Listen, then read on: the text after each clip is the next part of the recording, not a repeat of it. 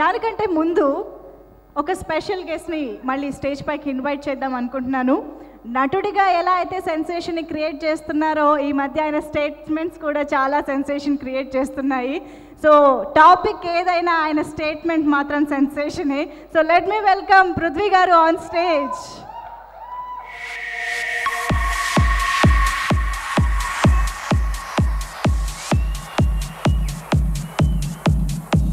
చేసిన పాత్రికేయ మిత్రులందరికీ, అలాగే ఇక్కడ ఉన్న పెద్దలకి, మా సహనటులు పోసాని గారికి, మై డ్రీమ్ డైరెక్టర్, నేను పక్కన కూర్చుని రండి పక్కన కూర్చోండి అనగానే నాకు నిజంగా ఎవరేమనుకున్నా పర్వాలేదు, నేను స్ట్రైట్గా మాట్లాడతాను.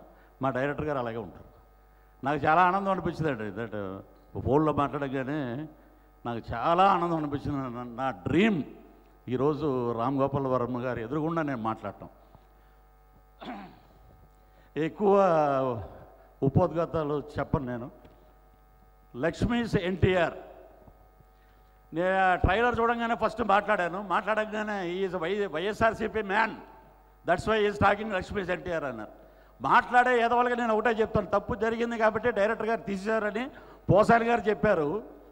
దానికి వైఎస్ఆర్సీపీకి సంబంధం ఏంటి?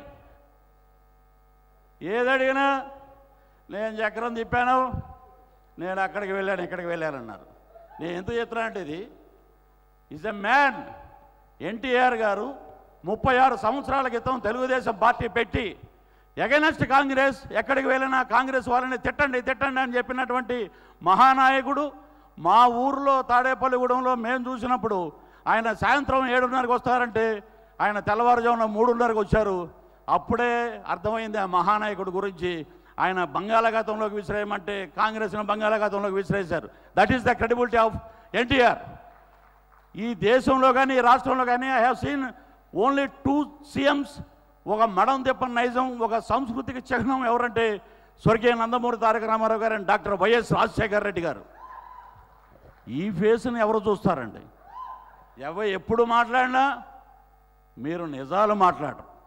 రాజశేఖర రెడ్డి గారు ఫస్ట్ ఏం చెప్పారు అసెంబ్లీలో?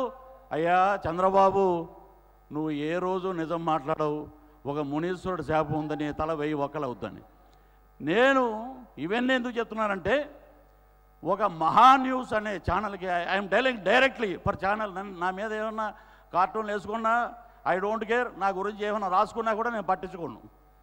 నన్ను పిలిచి ఏమండి నేను ఒకటే అడుగుతున్నాను మిమ్మల్ని, నాకు జగన్మోహన్ రెడ్డి గారు కార్యదర్శి పదవి ఇచ్చినప్పుడు నేను నా మేనిఫెస్టో గురించి మాట్లాడాలి, నా పార్టీ గురించి మాట్లాడాలి, నా ప్రజల గురించి మాట్లాడాలి.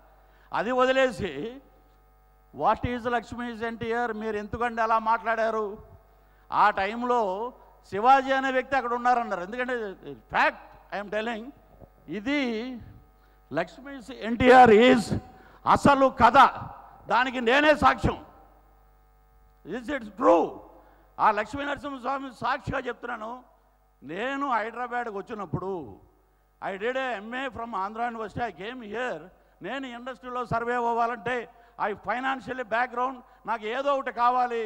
నేను జర్నలిస్ట్ కాకపోయినా కూడా ఐ వాంట్ బ్యాక్ అంటే నాకు సిటీ కేబుల్ రామకృష్ణ గారు, ఈజ్ నో మోర్ నౌ, ఆయన నాకు మీరు ప్రోగ్రామ్ ఇన్ఛార్జ్గా ఉండండి అంటే సెకండ్ అసైన్మెంట్ ఐ కవర్డ్.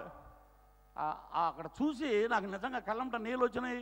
ఇంత నిబద్ధతగా ఇంత పర్ఫెక్ట్గా జరిగిన వాస్తవాలను చూపించిన డైరెక్టర్ గారు గొప్ప, లేక మీరు మాట్లాడే అబద్ధాలు గొప్ప అని చెప్పి ఈ సందర్భంగా అందరినీ నేను ప్రశ్నిస్తున్నాను. ఈ వేదిక నుంచి నేను చూశాను అక్కడ ఒక చైతన్య రథం, దాని మీద రామారావు గారు, లక్ష్మీ పార్వతి గారు, అల్లాడి రాజకుమార్ గారు అని MP గారు, ఇంకెవరో నాయకులు ఉంటే పైనుంచి చెప్పులు చూపించారు, గో బ్యాక్ ఎన్టీఆర్ అన్నారు. ఈ రాళ్ళు విసిరేయటం, చెప్పులు విసిరేయటం అన్నీ మేము కవర్ చేసామండి.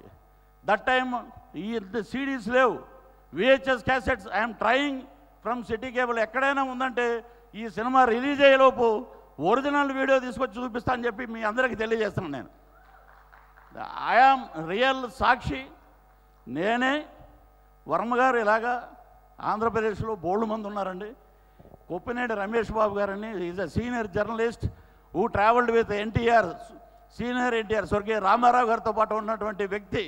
ఆయన ఈరోజు ఒక ఇంటర్వ్యూలో చెప్పారు, మిర్రర్ అనే యూట్యూబ్ ఛానల్లో, రామ్ గోపాల్ వర్మ గారి లక్ష్మీస్ ఎన్టీఆర్కి 40 లక్షల వ్యూస్ వస్తే ఆయన బాహుబలి లాంటి సినిమా అంత రేంజ్లో హిట్ అవుతుంది సినిమా. వర్మ గారు మీరేం కంగారు పడక్కర్లేదు. You have shown all the real facts of what happened in NTR's life. అది నిజం చూపిస్తే మీకెందుకంటే భయం? మీరు చక్రాలు తిప్పుతారు, సెన్సార్ చేయకూడదంటారు, ఎందుకు దీని అంటారు. ఇంతకుముందు ఆ స్కిట్లో అన్నాడు ఆయన, కథలే లేవా అని. కథ ఇంతకన్నా మంచి కథ ఎక్కడ దొరుకుతుందండి? This is the real story. ఇదే బయోపిక్, లక్ష్మీస్ ఎన్టీఆర్ బయోపిక్ అంటే ఇదే అని చెప్పి నేను సవినయంగా తెలియజేస్తున్నాను. ఇంకా ఇంకొకసారి కూడా మరలా వచ్చి ఇంకా ఉన్నాయి దాని గురించి మాట్లాడాల్సి.